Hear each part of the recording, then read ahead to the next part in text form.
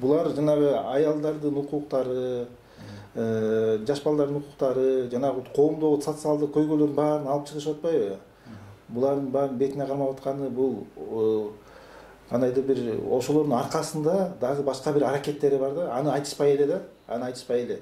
Бирок аны айтса, ал биздин мыйзамдарга каршы келет. Жана ага биздин мамлекеттик органдар тиешелүү чараларды көрүшүп калышы мүмкүн да.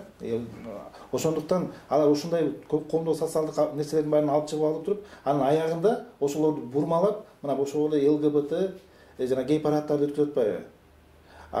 Мен ойлойм, бул жерде булардын өздөрүнүн бир жеке кызыкчылыктары бар. Булар атайын сырткы бир күчтөрдүн каржыланып, ошолордун аракеттерин Кыргызстандын ичинде ишке ашырып атат деп ойлойм да.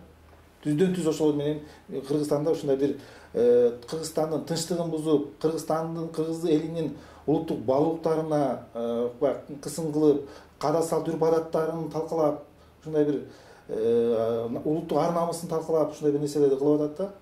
Бул нерсени мен мурундагы бир Осмон империясы деген жана бир империя десе, түрктөрдүн бир чоң империясы 630 жыл жашаган чоң империя.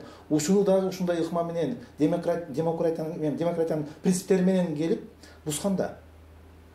Ошондо эң силерде деген болбойт, тигил болбойт деп отуруп, атайын жөөттөр, англичандар ошол кезде аралашып отуруп, ошол ГИЛ деген империяны талкалашканда, көрсө Осман империясы дагы ошол кезде өздөрүнүн менталитетине ылайык, өздөрүнүн каада салт үрп адаты, ошонун негизинде сакталып келген нерсени буларды талкалап туруп, анан кийин империяны чачырап салды.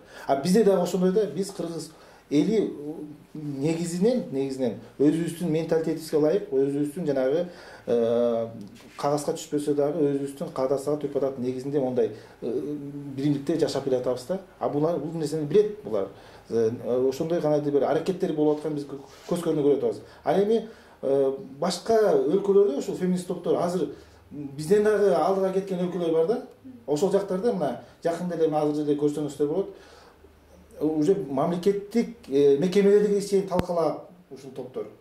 Көчөлөрдө уже жылаңач чечинип, топтоо менен басып калышты да.